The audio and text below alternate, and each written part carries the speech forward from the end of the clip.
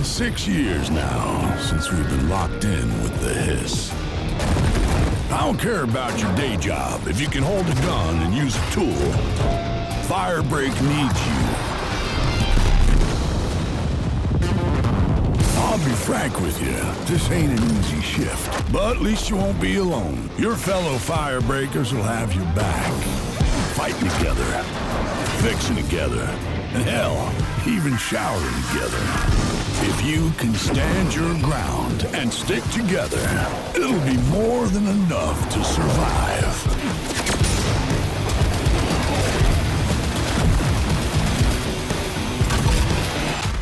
Corrupted item loose on site. On my way.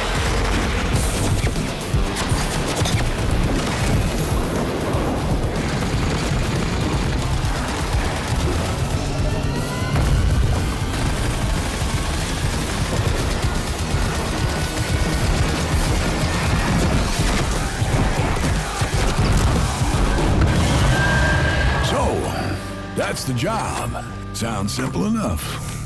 Good. I've got a liability waiver here with your name on it. That trailer was absolutely epic, delivered on all fronts, but it did take me back to my student days. It might have been the post-it notes, the traffic lights, and the slight feeling of regret in the shower. What have we signed up to? Mike Kayatta, you're the Game Director of FBC Firebreak from Remedy Games. Thank you so much for joining us. What have we signed up to here? Yeah, lots. So that was our big launch trailer. We're coming out in just over a week now, so we're really excited to share a lot more of the game, stuff that we haven't shown, a little bit of all of the 5 jobs in the game, which are kind of different crises that you have to deal with. But yeah, so we're getting close now. I remember when Control came out in 2019, and we're revisiting that world in FBC. Why was now the right time to revisit? Yeah, so right now it was just a great time for us to kind of go back to the oldest house. We never wanted it to kind of feel like we were retreading on Control, and that was like definitely something we thought about a lot. And one of the reasons why we shifted into a first-person perspective, so you could kind of go back into the oldest house and see it from fresh eyes in a different way. I mean, you did have a lot of fun in Control, and also we're in first person this time, so... Yeah, so of course very different, and I think as anyone can tell from that trailer, we're extremely, like tonally to the side of Control. And this was a really big challenge for us, because of course Control was very moody and atmospheric and very like horror tinged, but of course it did always have that little edge of absurdity. And speaking to that, this is kind of like why we leaned into that more absurd angle, because, you know, Control was very carefully built for a single player experience. Since we are sort of a kind of joke around with your mates and just kind of have fun thing, we didn't want to totally like betray that franchise, but we did want to take those kind of recipe components and just flip them around. So we keep that kind of edge of like horror and tension and stakes, and we just add a lot of the absurdity at a higher value. So for example, like you saw Sticky Ricky, our gigantic monster made out of sticky notes. In one of our trailers, you know, somebody I think actually shouts like, "Sticky Ricky! Sticky Ricky!"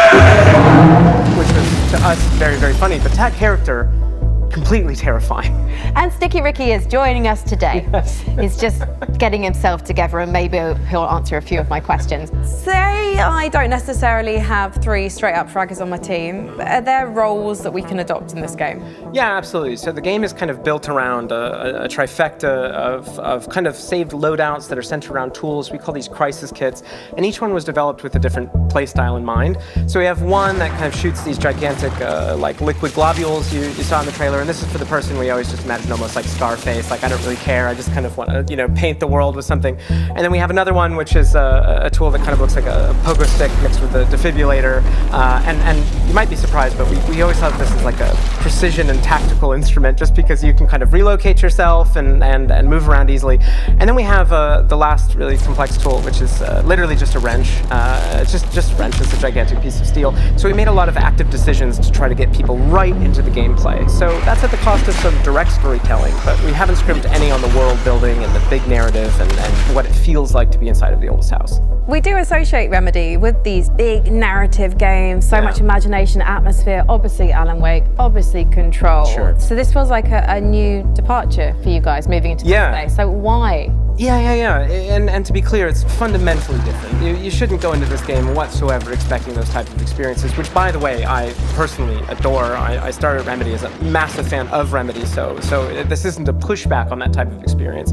But the thing is that we, as soon as we started making more than one game at the same time, we just wanted to say, hey, is there a way to kind of like open the doors? If you are a huge Control head and you know all of the lore and you really love it, and you can't convince your friends to try this game out, we wanted to give that kind of step in. So even though it's not really what Remedy is today, I do hope that a little over a week from now, it will be part of what Remedy is in the future. So, Mike, as an online cooperative shooter, what does this game look like in, say, a year's time?